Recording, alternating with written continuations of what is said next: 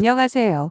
오늘은 해부생리 교수협의회 소속 교수님들을 포함한 25분과 함께 떠나는 독일 8박 9일 여정의 첫날입니다. 인천공항 제2터미널. 오전 7시 30분 대한항공 카운터 앞에 반가운 얼굴들이 하나둘씩 모입니다. 설렘과 기대가 교차하는 이 순간. 오랜만에 만난 동료 교수님들과 인사를 나누며 유쾌한 분위기로 하루를 시작했습니다. 간단한 체크인을 마치고 저희는 대한항공 945편에 몸을 실었습니다.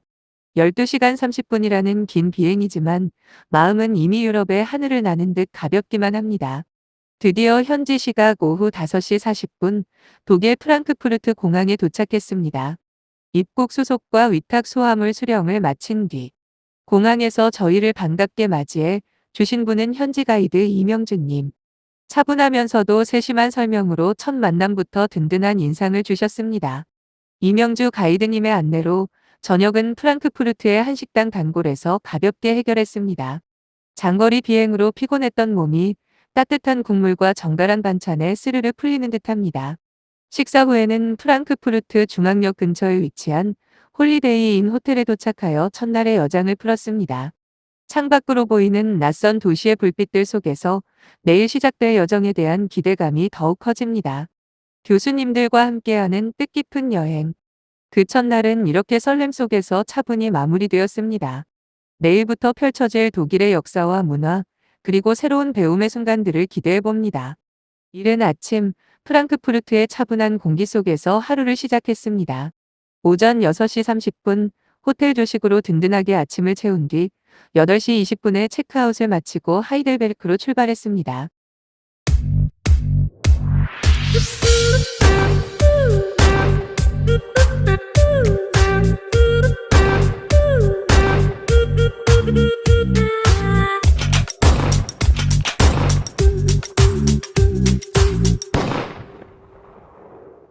구름 사이로 햇살이 간간히 비치는 초여름의 독일 날씨, 여행에 기대감을 더해줍니다. 오전 9시 50분, 고즈넉한 매력의 도시 하이델베르크에 도착했습니다. 먼저 언덕 위에 자리한 하이델베르크 고성에 올랐습니다. 16세기 르네상스 양식이 남아있는 이 성은 팔츠 선제후들의 거처였으며 프랑스와의 전쟁으로 폐허가 되었지만 지금도 그 장엄함은 많은 이들의 발길을 붙잡습니다. 이어지는 발걸음은 세계에서 가장 오래된 대학 중 하나인 하이델베르크 대학교로 향했습니다. 1386년에 설립된 이 대학은 독일 인문학의 중심지로 괴테와 헤겔도 이곳을 거쳐갔습니다. 대학 주변의 고즈넉한 골목을 지나 우리는 카를 테오도르 다리를 건너며 라인강 지류인 네카오강의 맑은 풍경을 감상했습니다. 이곳에서의 고요한 시간은 마치 시간의 흐름이 멈춘 듯 모두의 마음을 차분히 가라앉혀 주었습니다.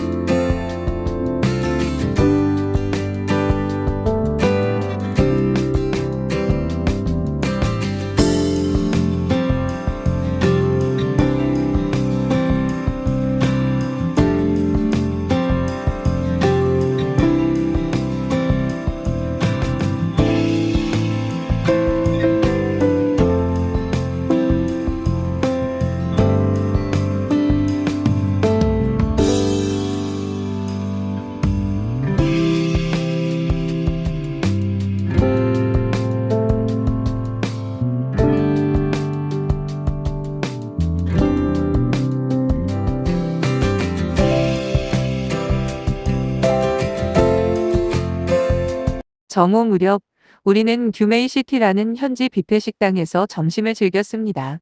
다양한 유럽식, 중식 메뉴와 함께 여행의 피로도 잠시 내려놓는 여유로운 시간이었습니다. 오후 1시 20분 우리는 중세의 보석이라 불리는 로텐부르크로 출발했습니다. 약 2시간 후인 3시 10분 성곽 도시 로텐부르크에 도착했습니다. 도시의 중심인 마르크트 광장을 시작으로 역사적인 시청사와 구불구불한 골목길, 중세 시대의 모습이 고스란히 남아있는 성곽 위를 걸었습니다. 로텐부르크는 13세기에 자유제국 도시로 번영을 누렸으며 30년 전쟁과 전후 복원을 거쳐 현재는 독일 로맨틱 가도의 상징적인 도시로 사랑받고 있습니다. 이곳에서는 마치 시간 여행을 하는 듯한 느낌을 받을 수 있었습니다.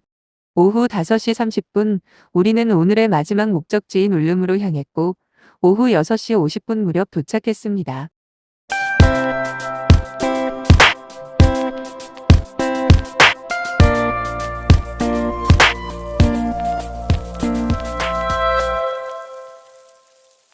저녁은 다이어 캐넌이라는 전통 레스토랑에서 독일 맥주와 함께 이 지역 특색 있는 음식을 맛보며 여유롭게 하루를 마무리했습니다.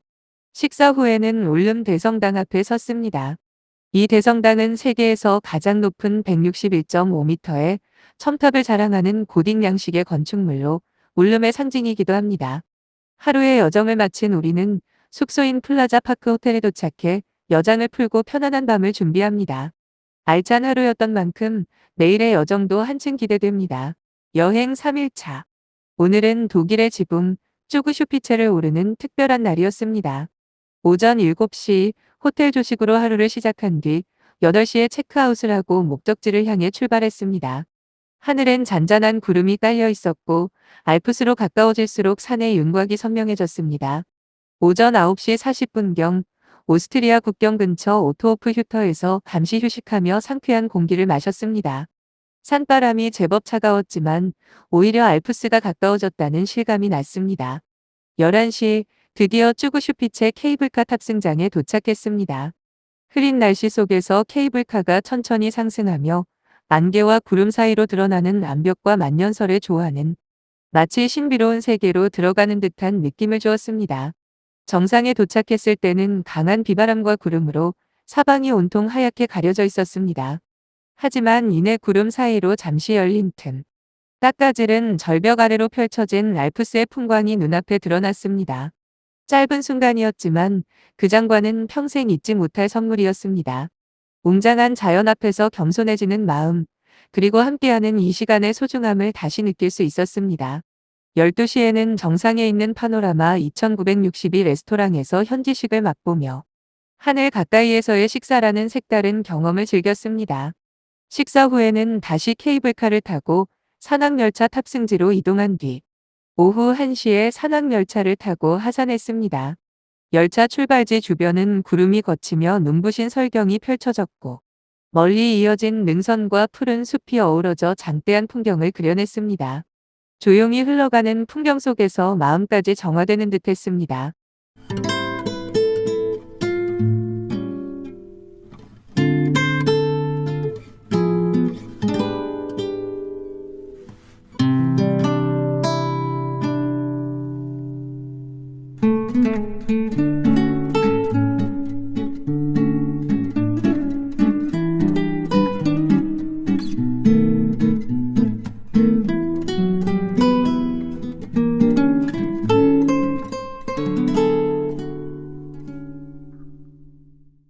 오후 4시 40분 뮌헨에 도착해 마리엔 광장을 둘러보았습니다. 고딕 양식의 시청사는 마치 한 편의 예술작품 같았고 2명의 교황을 배출한 뮌헨 대성당은 묵직한 역사와 신앙의 깊이를 전해주었습니다. 이 도시가 왜 독일의 문화 중심지로 불리는지 걸음을 옮길수록 느낄 수 있었습니다.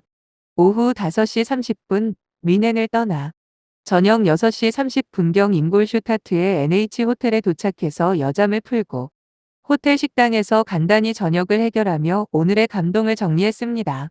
그리고 내일 우리는 동독 시절의 역사와 유럽 예술의 정수가 공존하는 도시 드레스덴으로 이동합니다.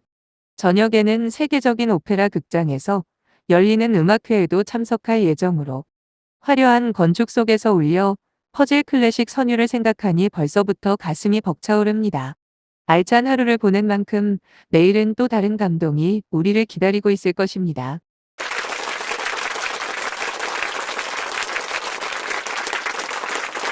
여행 4일차. 오늘은 중세와 근대가 공존하는 도시 뉘른베르크 및 드레스덴을 방문하는 날입니다. NH 호텔에서 조식 및 체크아웃 후 오전 9시 뉘른베르크를 향해 출발했습니다.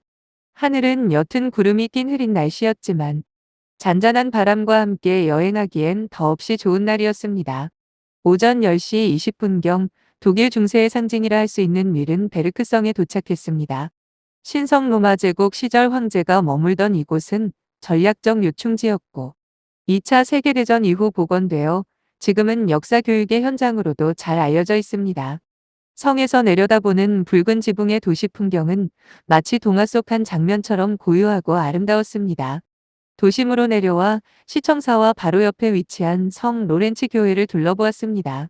고딕 양식의 교회 건물은 섬세한 조각과 스테인드 글라스로 깊은 인상을 남겼고 광장 한편에 자리한 독특한 분수, 어리석은 배의 분수는 풍자와 철학이 담긴 현대 조각으로 많은 이들의 시선을 끌었습니다. 이어 도착한 곳은 헨커슈테크. 과거 형리들이 지나던 좁은 다리로 중세 시절의 어두운 그림자를 고스란히 간직한 역사적 장소였습니다. 기억해야 할 과거와 함께 걷는 이 길은 짧지만 깊은 울림을 주었습니다. 오전 11시 30분 전통 독일식 식당에서 따뜻한 현지식으로 점심을 해결한 뒤 오후 1시 드레스덴으로 향했습니다. 가는 길엔 평화로운 들판과 초록의 숲이 이어졌고 간간히 보이는 풍력 발전기들은 독일이 지향하는 친환경 에너지 정책의 방향을 보여주는 듯했습니다. 중간 휴게소에서 짧은 휴식을 취한 뒤 다시 길을 이어갔습니다. 오후 5시 20분경 드레스덴 젬퍼 오페라하우스 광장에 도착했습니다.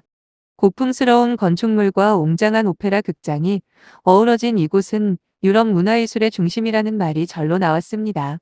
오후 5시 30분경 인근의 차이나 레스토랑 맨더린에서 저녁 식사를 마치고 요한왕 기념상과 주변 거리를 산책했습니다. 드레스덴은 한때 엘베강의 피렌체라 불릴 만큼 예술과 건축이 꽃핀 도시였지만 2차 세계대전 당시 큰 폭격을 겪은 후 복원된 도시이기도 합니다. 무너졌던 역사를 다시 세워낸 이 도시의 아름다움은 그 자체로 깊은 감동을 줍니다. 오후 7시 마침내 기대하던 음악회에 참석했습니다. 웅장한 극장 안에서 울려 퍼지는 오케스트라의 선율은 여행의 피로를 잊게 했고 문화의 품격이란 이런 것임을 온몸으로 느낄 수 있는 시간이었습니다. 공연을 마친 뒤 오후 9시경 드레스덴 중앙역 인근의 인터시티 호텔에 도착해 여장을 풀었습니다. 오늘 하루는 역사와 예술, 그리고 인간 정신의 회복을 두루 체험한 지난 여운이 남는 날이었습니다. 오늘은 독일 동부의 역사 도시들을 만나는 뜻깊은 하루였습니다. 아침 7시 드레스덴 인터시티 호텔에서 조식을 마친 후 8시 30분에 호텔을 출발했습니다. 맑고 상쾌한 공기 속에서 버스는 조용히 도시를 빠져나와 2시간 남짓 달려 오전 10시 10분경 라이프치히의 상징인 전승기념탑에 도착했습니다. 이 기념탑은 1813년 라이프치히 전투, 즉 나폴레옹이 패배한 해방전쟁의 승리를 기념해 1913년에 세워졌습니다. 높이 91m에 이르는 석조 구조물은 독일인의 단결과 희생을 상징하며 현재는 시민들이 자긍심과 평화를 되새기는 역사 교육의 공간으로 활용되고 있습니다. 이어 방문한 구 시청사는 16세기 르네상스 양식으로 지어진 건물로 지금은 라이프치히 시립박물관으로 활용되며 도시의 긴 역사를 간직하고 있습니다. 도심의 마르크트 광장은 예로부터 상업과 시민 생활의 중심이었던 곳으로 지금도 다양한 시장과 문화행사가 열리는 활기찬 공간입니다. 근처의 니콜라이 교회는 동독 시절 평화 시위의 출발점으로 1989년 베를린 장벽 붕괴의 기폭제가 되었던 역사적 장소입니다. 현재는 기독교 예배는 물론 음악회와 전시가 열린 공간으로 시민들에게 사랑받고 있습니다. 성 토마스 교회는 바흐가 생전에 오르간을 연주하고 지휘했던 곳으로 지금도 그의 음악이 이어지고 있는 살아있는 음악 유산의 현장입니다. 조용하고 장엄한 분위기 속에서 음악과 신앙의 흔적이 깊이 배어 있었습니다. 오전 11시 40분 폴레이너 라이프치히 식당에서 독일식 점심을 즐긴 뒤 오후 1시 15분 오늘의 두 번째 도시인 베를린으로 향했습니다. 오후 4시 드디어 독일의 수도 베를린에 도착했습니다. 가장 먼저 찾은 카이저 비렐름 기념교회는 전쟁의 상처를 그대로 간직한 채 반전의 상징으로 오늘날까지 그 모습을 유지하고 있었습니다. 브란덴부르크 문은 독일 통일의 상징이자 유럽 근현대사를 아우르는 상징적 장소로 수많은 여행객의 발길이 끊이지 않는 베를린의 얼굴이었습니다. 홀로코스트 기념공원은 유대인 학살의 아픔을 기억하며 조용한 추모와 사색의 공간으로 조성되어 있었고, 찰리 체크포인트는 동서독을 나누던 냉전의 현실을 지금도 생생히 보여주는 곳입니다. 베를린 장벽과 이스트 사이드 갤러리에서는 전 세계 예술가들이 그려넣은 자유와 통일의 메시지가 과거를 넘어 미래를 이야기하고 있었습니다. 오후 6시 30분 전통 독일식 맥주홀인 호픈라우 베를린에서 풍성한 맥주와 비프 스테이크로 하루의 피로를 달랬습니다. 독일의 맛과 분위기를 한껏 느낄 수 있었던 유쾌한 저녁이었습니다. 오후 8시 메르쿠어 호텔에 도착해 여장을 풀며 동독과 서독의 기억, 음악과 예술, 그리고 자유를 모두 품은 하루를 조용히 되새겼습니다. 여행 6일차. 차분한 마음으로 하루를 시작했습니다. 호텔에서 6시 30분 조식을 마친 뒤 8시에 함부르크를 향해 출발했습니다. 가는 길 중간구토 노드 휴게소에 들러 잠시 쉬어가며 시원한 바람과 함께 여유로운 독일의 아침 풍경을 느낄 수 있었습니다. 오전 11시 50분경 드디어 함부르크에 도착했습니다. 이 도시는 한자동맹 시절부터 북유럽 무역의 중심지로 번성했고 전쟁 이후 빠르게 복구되어 오늘날엔 문화와 상업이 조화를 이루는 활기찬 도시로 자리잡고 있습니다. 정오엔 한식당 서울역에서 김치찌개로 든든한 점심을 해결하며 낯선 땅에서 만난 익숙한 맛에 마음이 놓였습니다. 오후 1시 세계적인 필기구 브랜드의 본거지인 몽블랑 하우스를 방문했습니다. 세련된 만년필의 역사와 장인의 손길이 담긴 전시물들을 감상하며 파카보다 더 상징성과 예술성의 무게를 두는 몽블랑의 철학을 느낄 수 있었습니다. 이후 도보로 이동해 오후 2시 40분 웅장한 미카엘 교회를 찾았습니다. 이곳에서는 독일 종교개혁의 의미를 되새기게 되었습니다. 16세기 마르틴 루터의 개혁은 신앙의 본질을 회복하려는 움직임이었고, 그로 인해 탄생한 루터교는 지금까지 독일 전통의 중심으로 이어지고 있습니다. 교회 방문 후엔 함부르크 시청사와 운하 주변 거리를 걸으며 도시 곳곳을 가로지르는 물길과 고풍스러운 건물들이 만들어내는 풍경 속에 잠시 마음을 맡겼습니다. 강과 도시가 조화를 이루는 모습은 참으로 인상적이었습니다. 저녁 6시엔 이탈리안 레스토랑 카사 로마노에서 파스타와 와인으로 여유로운 저녁을 즐겼고, 밤 8시경 일라이아 호텔에 도착해 하루를 마무리했습니다. 오늘 하루는 역사와 문화, 그리고 일상 속에서의 쉼이 조화된 잔잔하고 깊이 있는 하루였습니다. 여행 7일차. 상쾌한 아침 공기로 하루를 시작했습니다. 오전 6시 30분 호텔 조식 후 8시 30분에 하노버를 향해 출발. 중간에 엘러틀 웨스트 휴게소에서 잠시 쉬어간 뒤 10시 50분경 하노버에 도착했습니다. 하노버는 유서 깊은 왕가의 도시이자 지금은 국제 박람회와 첨단 산업의 중심지로 활기찬 분위기를 지니고 있습니다. 도심 한가운데엔 시인 프리드리히 슐러의 기념비가 세워져 있고, 크레프케 시계는 100년 넘게 시민들의 만남의 장소로 사랑받아 왔습니다. 마르크트 교회는 14세기 고딕 양식의 붉은 벽돌 성당으로 도시의 오랜 믿음을 간직하고 있었으며, 특히 인상 깊었던 건 신시청사 주변 공원의 풍경이었습니다. 잔잔한 호수와 건물의 반영, 그리고 주변의 나무들이 어우러져 마치 한 폭의 동양화를 보는 듯한 고요한 아름다움이 느껴졌습니다. 오후 12시 15분에 뷔페식 점심을 즐긴 뒤 1시 20분 동아의 도시 카셀로 향했습니다.